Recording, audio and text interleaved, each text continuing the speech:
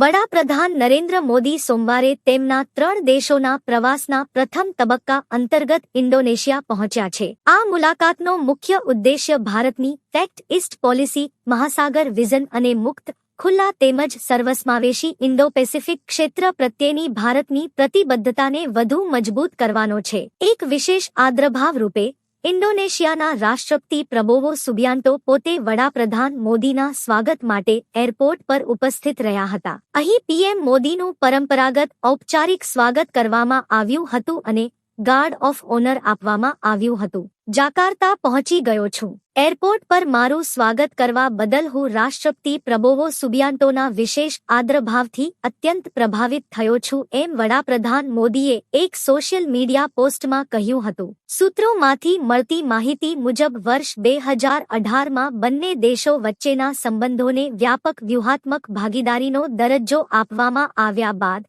PM મોદીની ઇન્ડોનેશિયાની આ પ્રથમ દ્વિપક્ષીય મુલાકાત છે. વડાપ્રધાન નરેન્દ્ર મોદી ઇન્ડોનેશિયામાં 8 જુલાઈ સુધી રોકાશે. આ દરમિયાન ઇન્ડોનેશિયાના રાષ્ટ્રપતિ પ્રબોવો સુબિયાન્ટો સાથે તેમની વિગતવાર દ્વિપક્ષીય વાતચીત થશે. વડાપ્રધાન ત્યાં ભારતીય સમુદાયના એક કાર્યક્રમને પણ સંબોધિત કરશે. ઇન્ડોનેશિયા પછી વડાપ્રધાન 8 થી 10 જુલાઈ સુધી ઓસ્ટ્રેલિયાના પ્રવાસે રહેશે. મેલબોર્નમાં તેઓ ઓસ્ટ્રેલિયાના વડાપ્રધાન એન્થોની અલ્બેનીઝ સાથે દ્વિપક્ષીય વાટાઘાટ કરશે. આ યાત્રા દરમિયાન વડાપ્રધાન ભારત-ઓસ્ટ્રેલિયા સીઈઓ ફોરમમાં પણ ભાગ લેશે. પ્રવાસના અંતિમ તબક્કામાં વડાપ્રધાન 10 અને 11 જુલાઈએ ન્યૂઝીલેન્ડના ઓકલેન્ડ પહોંચશે. આશરે 4 દાયકા પછી કોઈ ભારતીય વડાપ્રધાનની આ પ્રથમ સત્તાવાર ન્યૂઝીલેન્ડ મુલાકાત હશે.